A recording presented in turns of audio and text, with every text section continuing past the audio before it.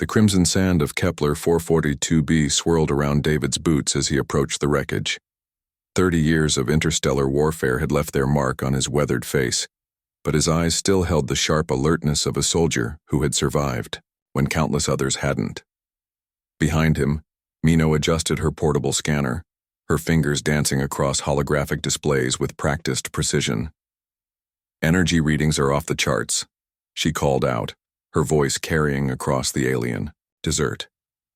"Whatever this thing is, it's not from any known civilization in the database." David nodded grimly. They'd been tracking the crash site for 3 days, ever since the automated distress beacon had reached the human colony on the planet's northern continent. As the colony's chief security officer and senior xenoarchaeologist respectively, they were the logical choice for first contact scenarios, even if this particular contact appeared to be with wreckage rather than living beings.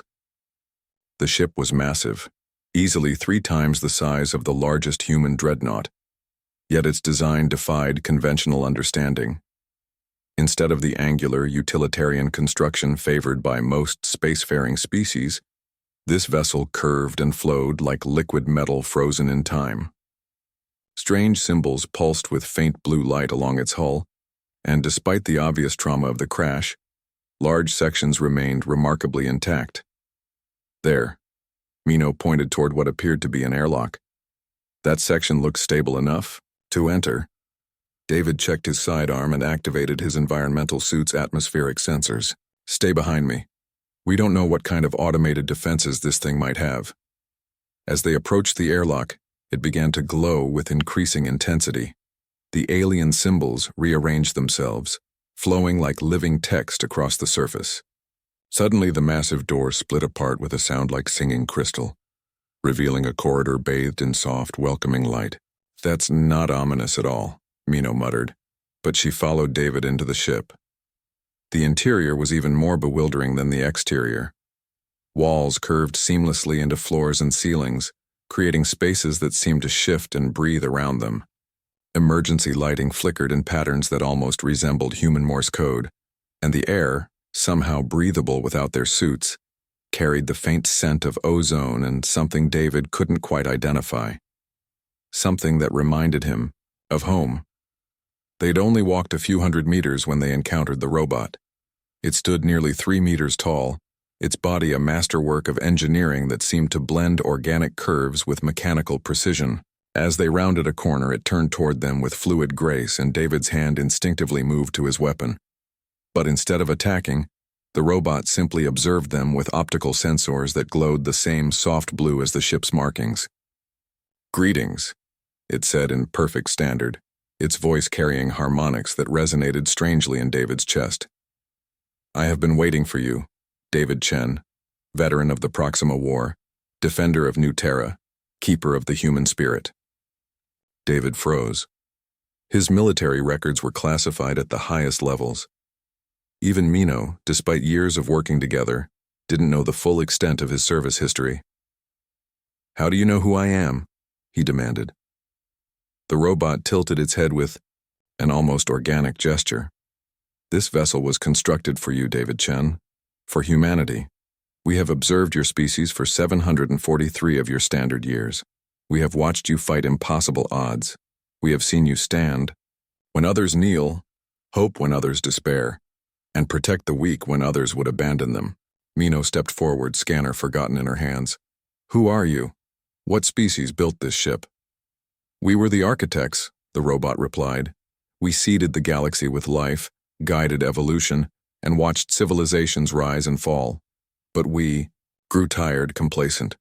We retreated to the spaces between stars and began to fade. Then we encountered humanity. The corridor around them began to shift, walls becoming transparent to reveal vast chambers filled with impossible technology. David saw weapons that could crack planets, shields that could withstand stellar bombardment, and engines that bent space-time like putty. "We have cataloged over 14,000 sentient species," the robot continued. "Most follow predictable patterns. They expand, consume, decay, and die. But humans are different. You possess something we had forgotten existed." "And what's that?" David asked, though part of him already suspected the answer. Hope, the robot said simply. Not the naive optimism of the young, but hope tempered by suffering and made strong by adversity. Hope that builds civilizations in the ashes of defeat. Hope that sends colony ships toward distant stars even when the homeworld burns behind them. The ship's central chamber opened before them, a vast space filled with stasis pods, each containing sleeping figures that looked disturbingly human. But as David looked closer, he realized they weren't human at all. They were architects, but they had been changing, adapting, becoming something new. We were dying, the robot explained. Our perfection had become our curse. We had eliminated struggle and with it, growth. But in studying humanity, we learned that evolution is not a destination. It is a journey. We chose to begin that journey again. You're hibernating, Mina whispered, her scientific mind grasping the implications. Storing yourselves until you can emerge as something new. But why give us this ship? The robot's optical sensors focused on David with laser intensity. Because humanity will face darkness in the coming centuries, species that view your hope as weakness, your compassion as vulnerability. They will test you as we never were tested. And when that time comes, you will need tools that can match your spirit. David felt the weight of destiny settling on his shoulders like a familiar cloak. And you trust us with this power? We have observed David Chen stand alone against a Centauri battle cruiser to buy evacuation time for civilians. We have watched Mino Tanaka risk her life to preserve alien archaeological sites, even during wartime. Humanity's greatest strength is not your technology or your tactics.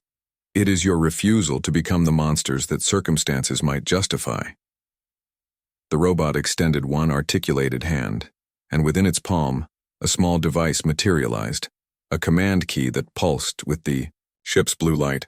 This vessel will sleep until humanity truly needs it, the robot said.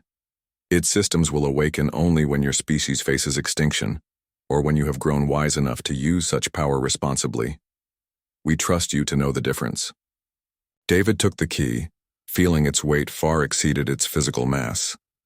Around them, the ship's systems began to power down, the lighting dimming to a gentle glow that would sustain the sleeping architects for millennia if necessary. As they walked back toward the airlock, Mino broke the comfortable silence. Do you think they're right about us? David looked out across the alien desert, thinking of all the friends he'd buried, all the impossible victories humanity had snatched from the jaws of defeat. I think, he said finally, they're about to find out. The ship sealed itself behind them, becoming nothing more than an unusual geological formation to casual observers. But David kept the key, and with it, the promise of a future where humanity's greatest weapon would always be its refusal to surrender hope. In the years that followed, as David told this story to trusted colleagues and eventually to historians, he would always end with the same observation. The architects had given humanity their greatest gift not because of what humans were, but because of what they refused to stop becoming. And somewhere beneath the crimson sand, ancient systems waited patiently for the day when that gift would be needed most.